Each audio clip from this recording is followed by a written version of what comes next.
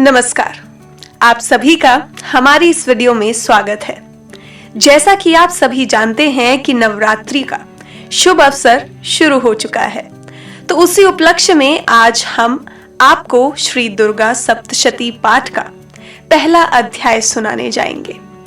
तो जरा अपने हाथ जोड़कर बोलिए जय माता दी।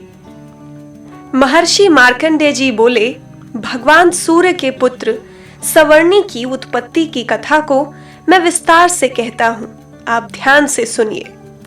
सूर्य की छाया से उत्पन्न सर्विणा जगत जननी महामाया की कृपा से जैसे मनवंतर के अधिपति बने रहे, वह कथा सुनिए। प्राचीन काल में स्वारोचिष मनवंतर के चैतवंशी राजा शूरथ समस्त पृथ्वी के चक्रवर्ती राजा हुए। वे प्रजा को अपने पुत्रों की भांति पालन करते थे।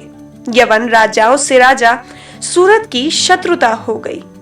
दुष्ट दलन राजा सूरत से उनका भयंकर युद्ध हुआ और थोड़ी सेना होने से यवन राजाओं ने सूरत को हरा दिया।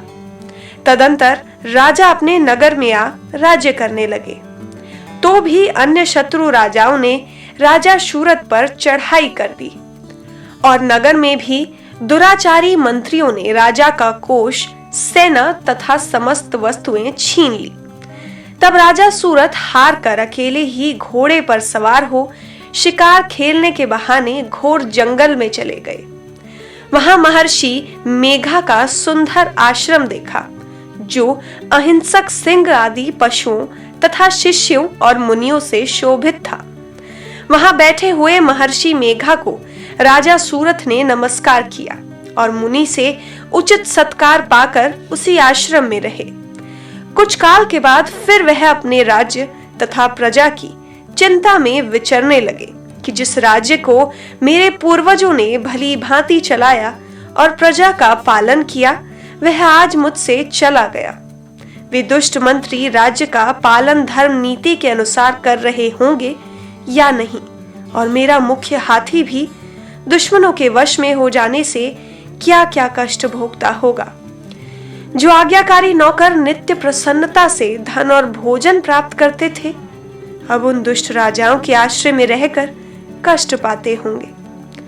मंत्री राज्य के धन को कुमार्ग में व्यर्थ ही अपव्यय करते होंगे। जो धन मेरे पूर्वजों ने बड़े कष्ट से संग्रह किया था, सो नष्ट हो गया होगा। इस प्रकार वह राजा राज्य की सभी बातों की चिंता करने लगे। कुछ समय पश्चात एक दिन आश्रम के समीप एक वैश्य को आते देखा, तो राजा ने उससे पूछा कि अरे भाई, तुम कौन हो और यहाँ क्यों आए हो?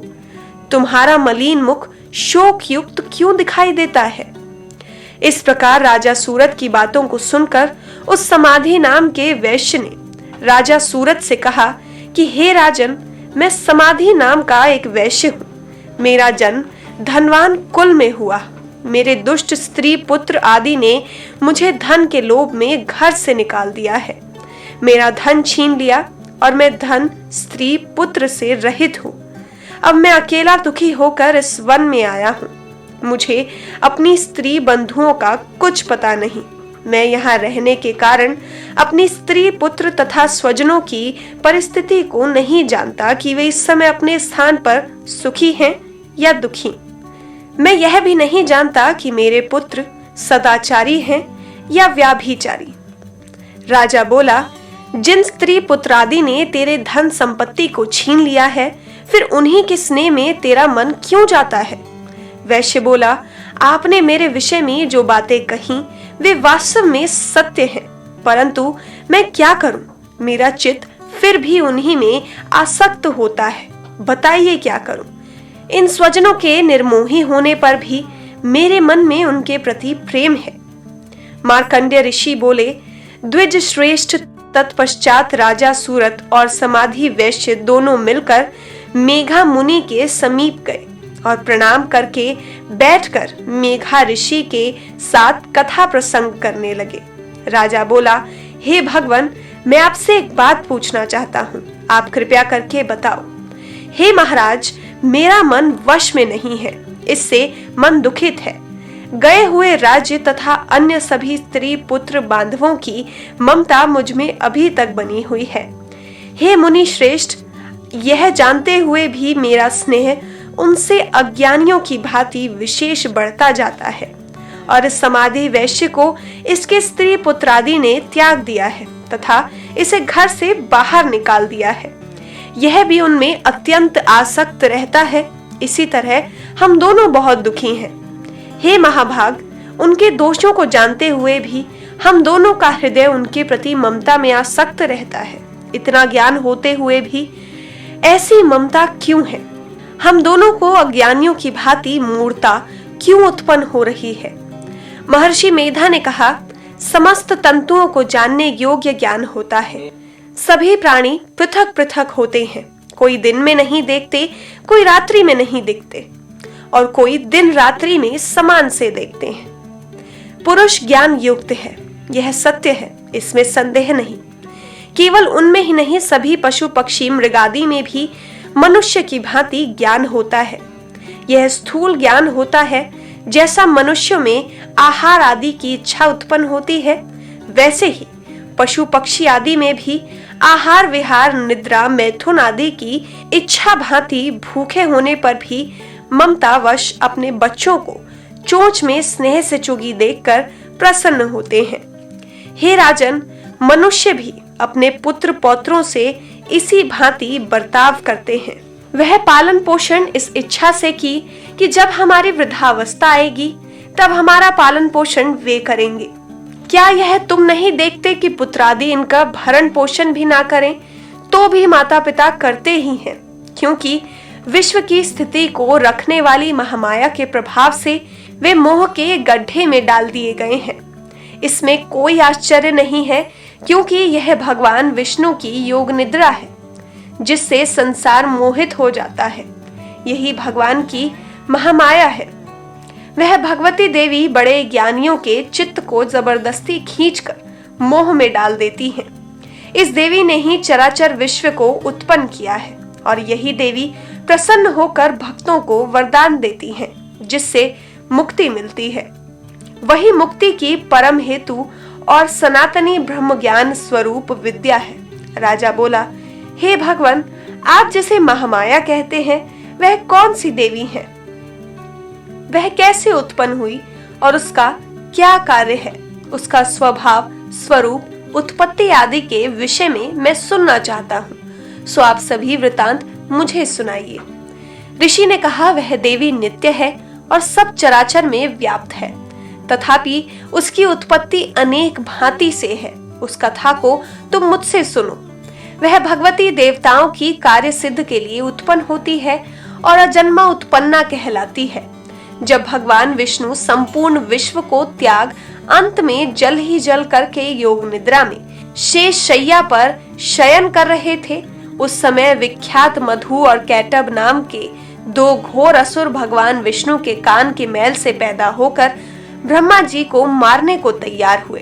ब्रह्मा जी विष्णु भगवान के नाभि कमल पर स्थित थे।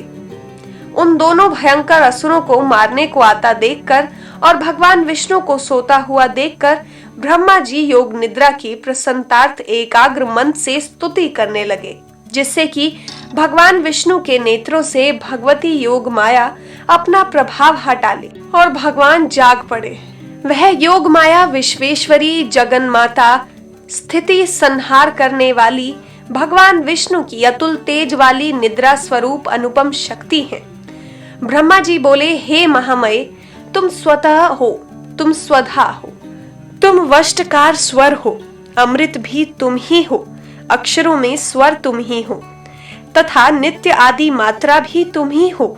हे देवी, तुम ही संध्या सावित्री और संसार की जननी हो, और हे मातेश्वरी, विश्व को उत्पन्न पालन और संहार करने वाली भी आप ही हो।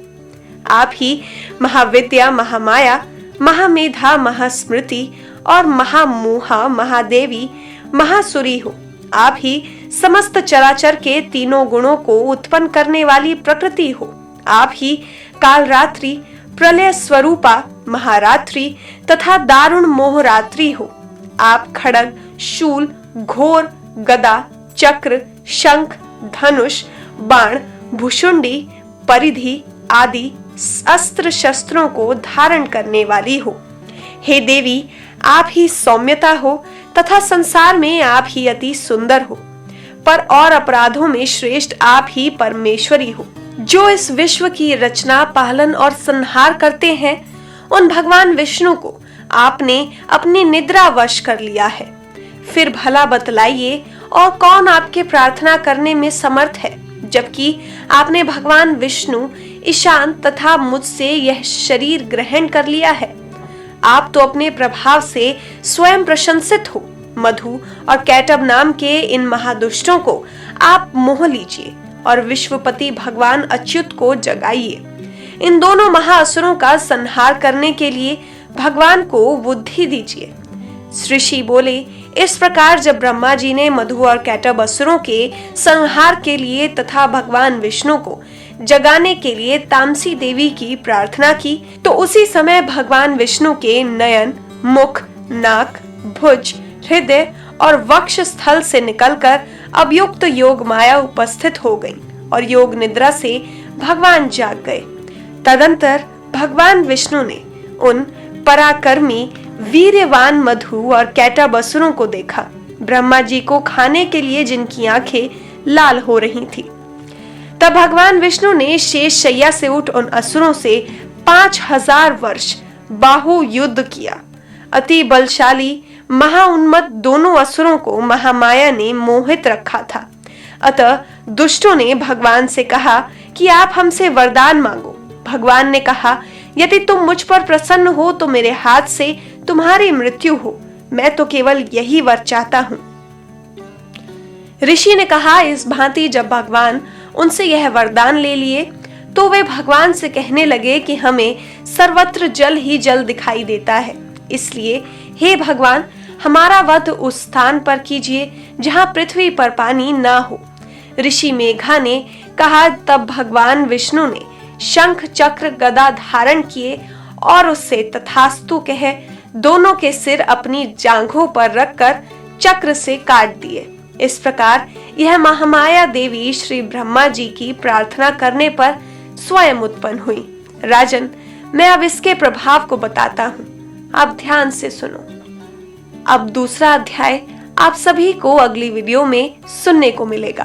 तब तक के लिए माता रानी से यही प्रार्थना है कि वे आप सभी की सारी इच्छाएं पूर्ण करें। जय माता दी। इसी प्रकार के अपडेट्स लेते रहने के लिए हमारे चैनल हिंदू रिचुअल्स को सब्सक्राइब करना और बेल आइकॉन को क्लिक करना ना भूलें। धन्यवाद।